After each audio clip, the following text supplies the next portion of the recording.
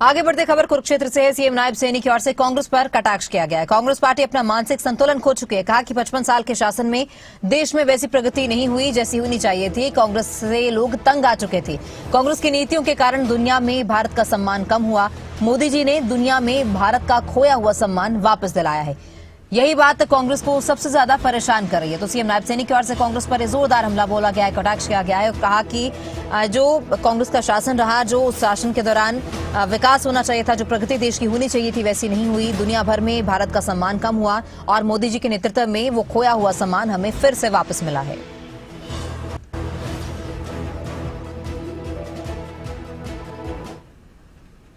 Congress party मानसिक संतुलन खो चुकी है। मैंने कहा है कि वो 55 सालों में जिस गति से देश को आगे बढ़ना चाहिए था या समाज को आगे बढ़ना चाहिए था, वो नहीं बढ़ पाया।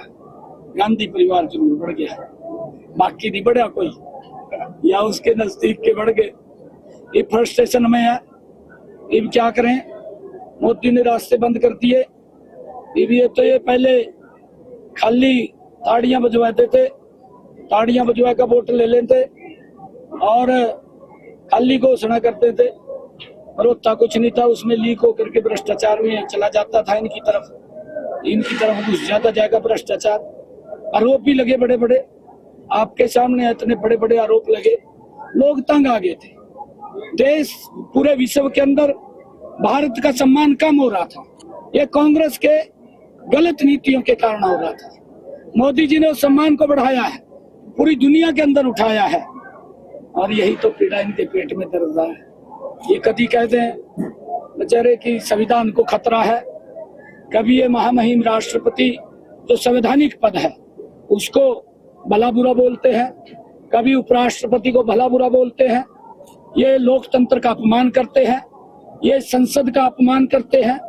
संसद में हमारे माननीय लोकसभा अध्यक्ष उसका अपमान करते हैं, प्रधानमंत्री का अपमान करते हैं, ये तो कोर्ट का अपमान करते हैं। ये तो किसी को छोड़ते नहीं है।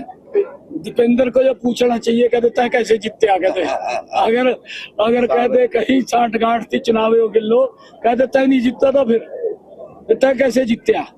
और इनके समय के अंदर किस प्रकार से वोटों का दुरुपयोग होता था, किस प्रकार से ये वोटों को इकट्ठी करके साइड में कर देते थे जीतने वाले की और अपने आप घोषणा करवा देते थे, कहा ये जीत गया।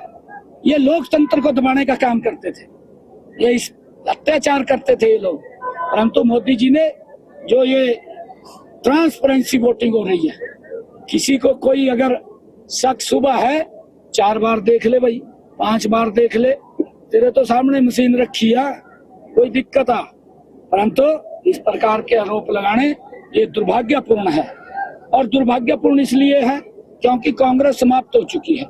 अब तो ये समाप्ति की तरफ है, देश ने नकार दिया है, इनका कहीं भी कुछ बटने वाला नहीं है। बिहार के अंदर भी इनका सुपड़ा साफ होने वाला है। लंबे समय से ये बिहार के अंदर नहीं जा पाए। ये तो बेचारे कुछ समाज को तोड़ करके इस प्रकार की बातें करते